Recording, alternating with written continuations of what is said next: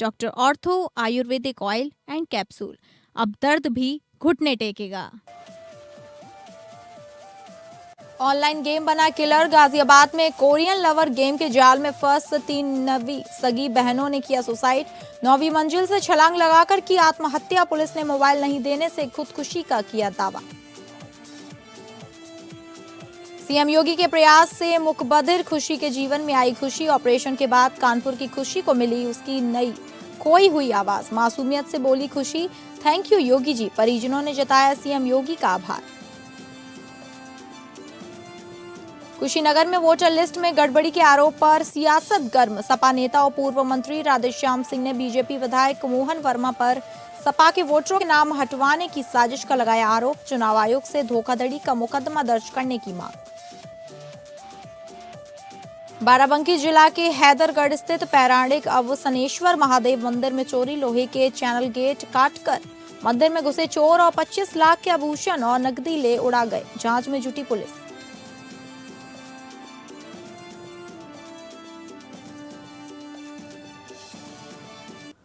नमस्कार, आप सभी का स्वागत है उत्तर प्रदेश बुलेटिन में और मैं हूं आपके साथ अंकिता सिंह। बुलेटिन की शुरुआत करेंगे जहां कुछ समय पहले एक गेम आया था ब्लू व्हेल, जिसको खेलते खेलते टास्क के लिए लोग अपनी जान देने पर उतारू हो जाते थे। इस गेम को खेलते हुए बहुत सारे सुसाइड के मामले सामने आए थे। उसी तरह एक और घटना गाजियाबाद में देखने को मिली है, जहाँ 3 सगी नाबालिग बहनों 16 साल की निशिका, 14 साल की प्राची और 12 साल की पाखी ने कोरियन लवर गेम के चलते ऑनलाइन टास्क बेस्ड गेम की लत में 9वीं मंजिल से छलांग लगाकर आत्महत्या कर ली। परिवार और आसपास के लोगों के लिए यह समझ पाना मुश्किल था कि मोबाइल पर खेला जाने वाला कोई गेम इतना बड़ा खतरा बन सकता है। कोरियन लवर कोई सामान्य गेम नहीं जो सिर्फ मनोरंजन के लिए बनाया गया हो। यह कोरियन कल्चर से प्रेरित ऑनलाइन लव या रोमांटिक टास्क बेस्ड गेम का एक पैटर्न है। इन गेम्स में यूजर को एक वर्चुअल पार्टनर या लवर मिलता है जो कोरियन स्टाइल में बात करता है, प्यार भरे मैसेज भेजता है और भावनात्मक जुड़ाव बनाता है। के पॉप और के ड्रामा के फैंस इस तरह के गेम्स की ओर जल्दी आकर्षित हो जाते हैं। इस तरह के गेम्स की शुरुआत बेहद साधारण होती है। पहले दिन हल्के फुल्के टास्क मिलते हैं, जैसे तय समय पर चैट करना, कुछ लिखकर भेजना या अपनी दिनचर्या शेयर करना। जैसे जैसे गेम आगे बढ़ता है, टास्क ज्यादा निजी और मानसिक दबाव डालने वाले हो जाते हैं। खिलाड़ी को यह महसूस कराया जाता है कि अगर टास्क पूरा नहीं किया तो उसका लवर नाराज हो जाएगा या रिश्ता टूट जाएगा। यही भावनात्मक दबाव बच्चों के अंदर तक बांध देता है और उनके लिए खतरनाक बन जाता है। वहीं रिपोर्ट्स बताती हैं कि ऐसे गेम्स में सबसे बड़ा खतरा ये होता है कि बच्चे असली और नकली दुनिया का फर्क भूलने लगते हैं। वर्चुअल रिश्ता उन्हें असली जैसा लगने लगता है। कुछ मामलों में टास्क इतने हद तक बढ़ जाते हैं कि वे खुद को नुकसान पहुंचाने जैसे खतरनाक संकेत देने लगते हैं। यह तरीका पुराने ब्लू व्हेल गेम जैसा माना जा रहा है, जिसमें आखिरी चरणों में जानलेवा टास्क दिए जाते थे। हालांकि पुलिस ने ऑनलाइन गेम के चक्कर में खुदकुशी के दावे को नकारा है। पुलिस का कहना है कि मोबाइल नहीं देने से तीनों बहनों ने खुदकुशी की है।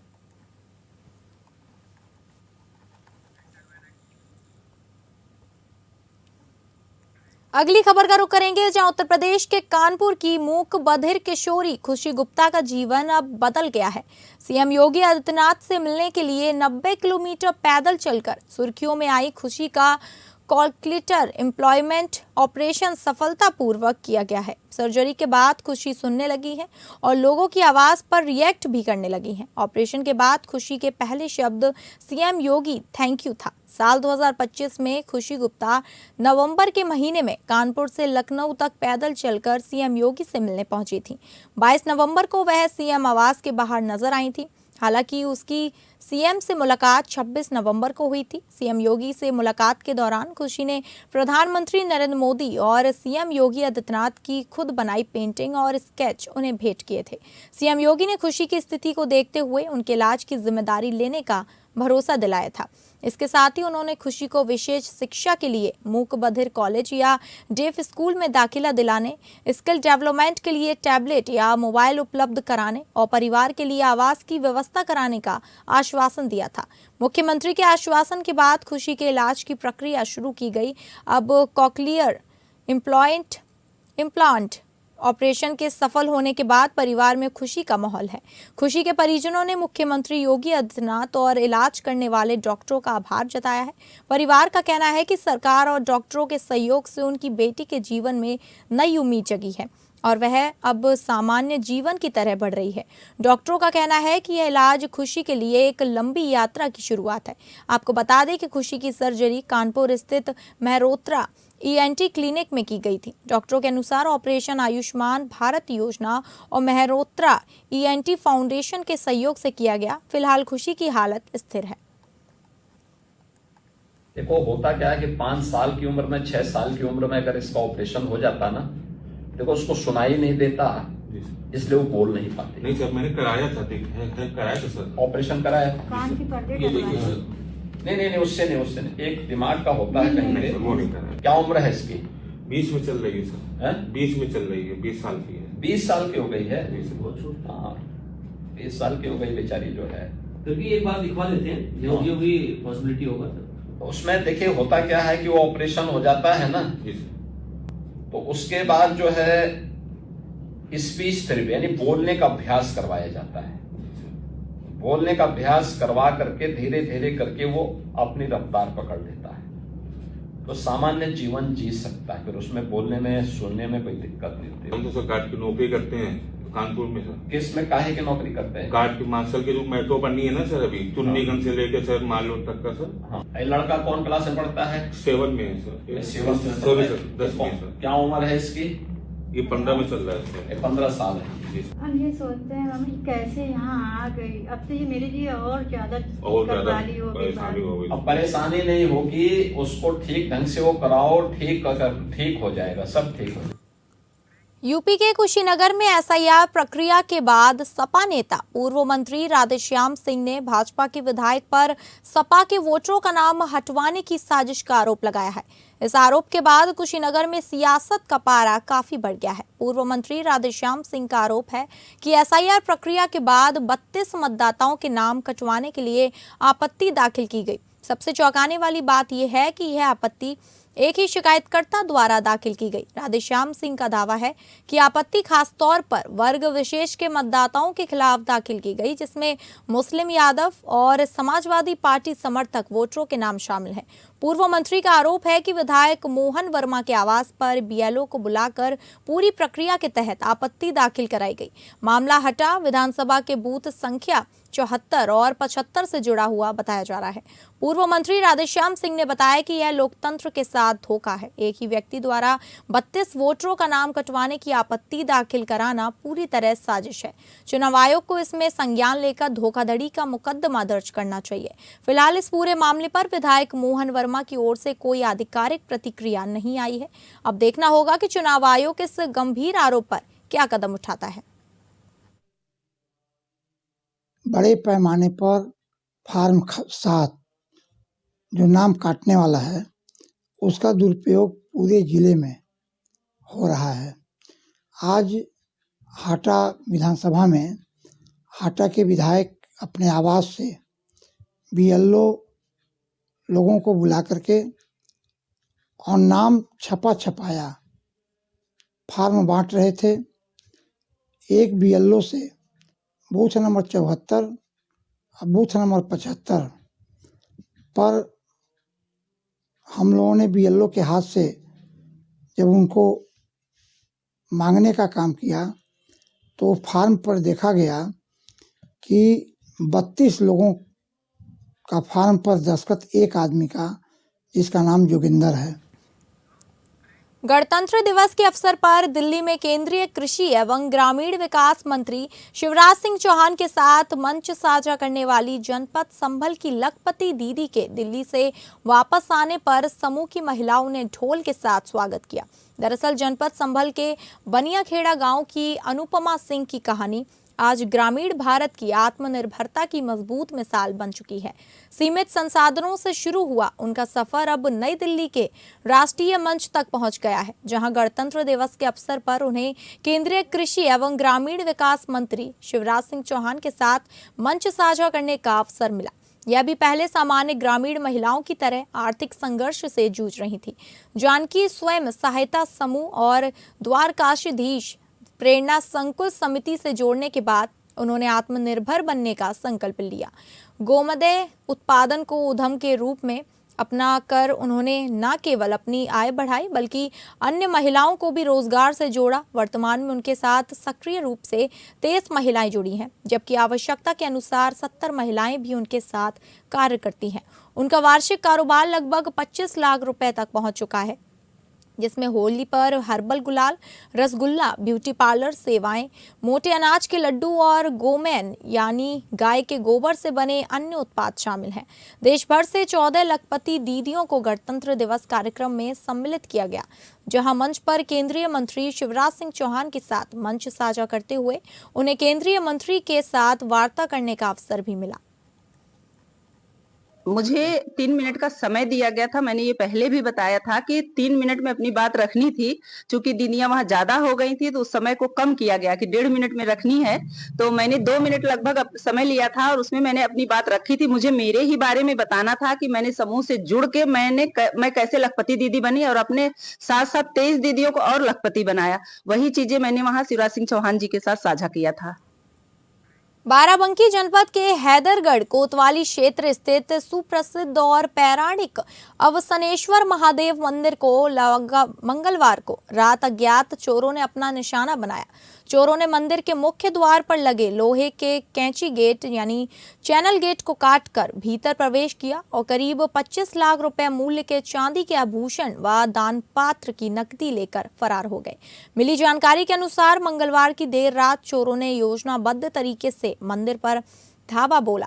मंदिर के मुख्य गर्भगृह तक पहुंचने के लिए चोरों ने मुख्य द्वार के लोहे के जालीदार चैनल को औजारों की मदद से तोड़ दिया। मंदिर के भीतर प्रवेश करने के बाद चोर वहां मौजूद करीब 7 से 8 किलो चांदी, जिसमें चांदी का छड़, आभूषण और अन्य कीमती वस्तुएं शामिल थी, वह बटोर ले गए। साथ ही श्रद्धालुओं द्वारा दान पात्र में चढ़ाई गई धनराशि पर भी हाथ साफ कर दिया।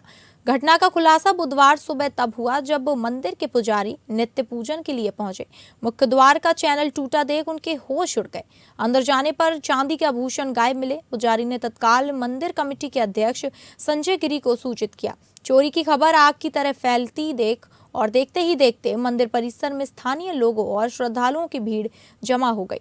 सूचना मिलते ही क्षेत्राधिकारी हैदरगढ़ और कोतवाली पुलिस मौके पर साथ पहुंचे। पुलिस ने मंदिर प्रशासन से घटना की जानकारी ली और साक्ष्य जुटाने शुरू कर दिए। पुलिस मंदिर परिसर में लगे सीसीटीवी कैमरों को खंगाल रही है ताकि चोरों की पहचान की जा सके। फिंगरप्रिंट एक्सपर्ट्स और डॉग स्क्वाड की मदद भी ली जा रही है।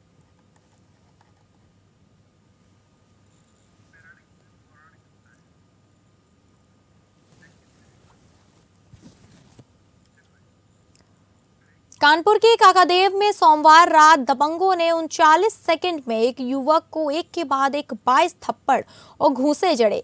युवक के साथ मारपीट और आरोपितों द्वारा फायरिंग करने का वीडियो इंटरनेट पर मीडिया पर प्रचलित हो गया। शोर सुनकर पास ही स्थित एक रेस्टोरेंट के कर्मचारियों ने बीच बचाव किया, जिसके बाद दबंग युवक को धमकाते हुए फरार हो गए। पीड़ित की तहरीर पर काकादेव पुलिस ने रिपोर्ट दर्ज कर कुछ युवकों को हिरासत में लिया है। दरअसल गीतानगर निवासी अमन सोनकर बीकॉम का छात्र है। उसने बताया कि सोमवार रात वह अपने दोस्तों के साथ पांडु नगर स्थित मानस मंच पार्क के पास चाय पीने के लिए गया था। तभी पार्क के पास ही स्थित गली में कुछ युवक शराब पी रहे थे। आरोप है कि नशे में धुत युवकों ने उसके साथ गाली गलौज की, जिसका विरोध करने पर आरोपितों ने तमंचे से हवाई फायरिंग करते हुए दौड़ा लिया। अमन ने बताया कि जान बचाकर वह पांडु नगर स्थित सिल्वर स्पून रेस्टोरेंट के पास पहुंचा तो पीछा करते हुए आए दबंगों ने उसे घेर लिया और उसे जमकर पीटा। शोर सुनकर रेस्टोरेंट के कर्मचारी बाहर आए और उसे बचाया। इस पर आरोपित जान से मारने की धमकी देते हुए भाग निकले। इलाकाई लोगों ने घटना का वीडियो बनाकर इंटरनेट मीडिया पर प्रचलित कर दिया। डीसीपी सेंट्रल ने बताया कि पीड़ित छात्र की तहरीर पर आरोपितों के खिलाफ रिपोर्ट दर्ज कर प्रचलित वीडियो के आधार पर उनकी तलाश में टीमें बनाकर दबिश दी गई और 7 लोगों की गिरफ्तारी की गई है। 2 फरवरी को थाना काकादेव क्षेत्र में रात्रि में एक युवक की कुछ लड़कों ने पिटाई कर दी थी। ये सूचना प्राप्त होते ही तत्काल पुलिस ने सीसीटीवी फुटेजेस देखे, जिसमें ये पता चला कि एक लड़के ने हवाई फायरिंग भी की थी। इस सूचना के आधार पर सुसंगत धाराओं में थाना काकादेव पर अभियोग पंजीकृत कर लिया गया था। इस अभियोग में अभी तक 7 अभियुक्तों की गिरफ्तारी की गई है और इन सभी के विरुद्ध ठोस और गंभीर कार्रवाई की जा रही है। झांसी में निर्माण कार्यों में बढ़ती जा रही लापरवाही एक बार फिर जानलेवा साबित होते होते रह गई। महुआ रानी टीमंगगढ़ रोड पर बन रही पुलिया के पास खड़े खुदे गड्ढे में गिरने से एक कार बाल बाल बच गई। महुआ रानीपुर से टीकमगढ़ की ओर जा रही कार जैसे ही निर्माणाधीन पुलिया के पास पहुंची, चालक को अचानक सामने गहरा गड्ढा नजर आया। निर्माण स्थल पर कोई संकेतक बोर्ड या चेतावनी चिन्ह नहीं लगा था। समय रहते चालक ने ब्रेक लगाकर गाड़ी रोक ली, जिससे बड़ा हादसा टल गया। महज 1 फुट की चूक होती तो कार सीधे पुलिया के गड्ढे में जा गिरती। गौरतलब है कि 2 दिन पहले भी इसी स्थान पर मिट्टी के ढेर से टकराकर एक कार पलट चुकी थी। लगातार हो रही घटनाओं के बावजूद निर्माण एजेंसी और जिम्मेदार विभाग आंख मूंदे बैठे हैं, जिससे राहगीरों की जान पर हर पल खतरे में बनी हुई है।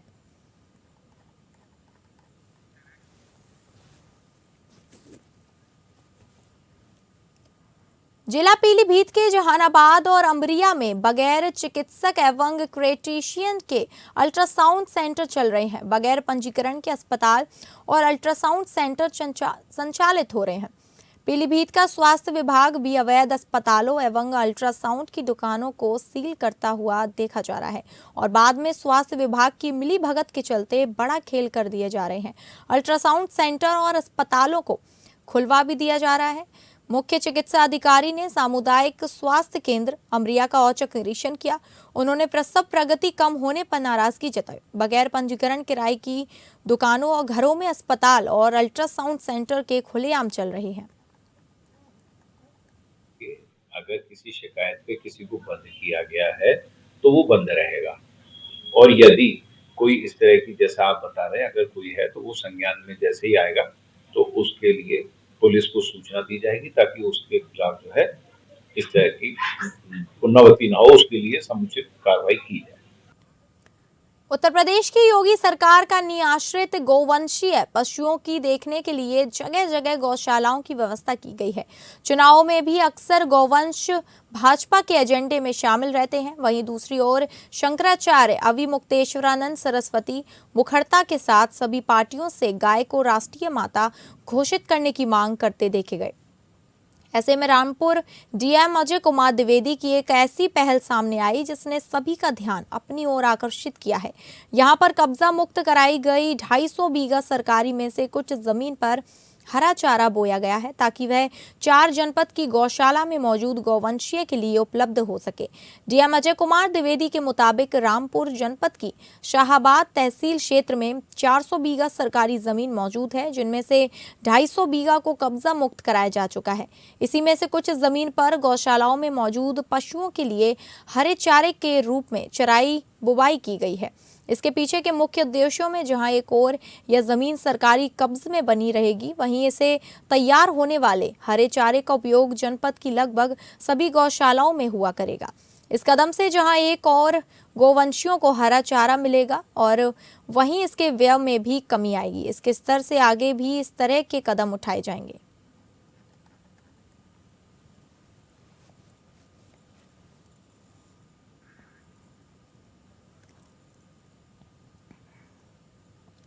बाराबंकी जनपद के बदोसराय थाना क्षेत्र के अंतर्गत आने वाले ग्राम खोर आत्महातपुर में मंगलवार सुबह उस वक्त हड़कंप मच गया जब एनआईए, एंटी टेररिस्ट स्क्वाड और स्पेशल टास्क फोर्स की संयुक्त टीमों ने एक साथ दस्तक दी। जांच एजेंसियों ने यह बड़ी कार्रवाई आतंकवादी गतिविधियों के संदिग्ध इनपुट के आधार पर की है। मिली जानकारी के अनुसार टीमों ने सबसे पहले सफेदाबाद स्थित हिंद अस्पताल में दबिश दी। यहां आरोपी राम लखन की मां का ऑपरेशन हुआ था और वह वहां मौजूद था। सूत्रों के मुताबिक जांच एजेंसियों ने राम लखन को अस्पताल से ही हिरासत में ले लिया और सीधे उसके पैतृक गांव खोर आत्महातपुर लेकर पहुंची। 3 गाड़ियों में सवार होकर आई केंद्रीय और प्रदेश की सुरक्षा एजेंसियों ने स्थानीय पुलिस के साथ मिलकर राम लखन के घर को घेर लिया। टीम अपने साथ आधुनिक मशीनों और डिटेक्टर्स को भी लाई थी, जिससे घर के कोने कोने को खंगाला गया। घंटों चली इस सघन तलाशी के दौरान घर के अंदर और आसपास मशीनों से जांच की गई। हालांकि शुरुआती जानकारी के अनुसार घर से कोई भी विस्फोटक या आपत्तिजनक वस्तु बरामद नहीं हुई है। जैसे ही गांव के लोगों को पता चला कि आने वाली गाड़ियां एनआईए और एटीएस की हैं, पूरे इलाके में दहशत का माहौल बन गया। गांव में इस बात की चर्चा आम हो गई कि राम लखन के तार किसी बड़े नेटवर्क या संदिग्ध गतिविधियों से जुड़े हो सकते हैं। हालांकि एजेंसियां अभी भी इस मामले में कुछ नहीं बोली हैं। पूरे मामले पर बाराबंकी के पुलिस अधीक्षक एसपी अर्पित विजयवर्गीय ने पुष्टि की है कि रेड की गई है। उन्होंने बताया कि स्थानीय पुलिस ने एजेंसियों को सहयोग प्रदान किया है, लेकिन गिरफ्तारी के मुख्य कारणों और राम लखन की वास्तविक भूमिका के बारे में अभी स्थिति पूरी तरह स्पष्ट नहीं हो सकी है।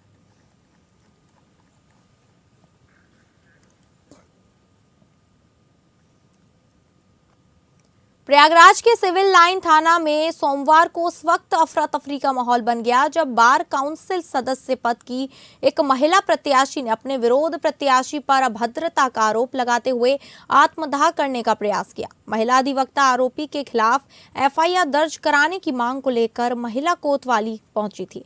प्रत्यादर्शियों के अनुसार महिला का कहना था कि जब तक आरोपी प्रत्याशी के खिलाफ मुकदमा दर्ज नहीं किया जाता तब तक वह थाने से नहीं हटेगी।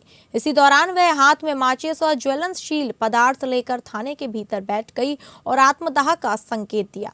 स्थिति उस समय गंभीर हो गई जब पुलिस कर्मियों ने महिला को आत्मदाह के लिए तैयार अवस्था में देखा। अचानक बने हालात से थाना परिसर में मौजूद पुलिसकर्मी घबरा गए। हालांकि तत्काल कार्यवाही करते हुए महिला ने माचिस और ज्वलनशील पदार्थ हटवाया और गया और उसे सुरक्षित तरीके से थाना परिसर में बैठा लिया गया। फिलहाल महिला सुरक्षित है। पुलिस का कहना है कि पूरे मामले की जांच की जा रही है और प्राप्त तहरीर के आधार पर आगे की कार्यवाही तय की जाएगी।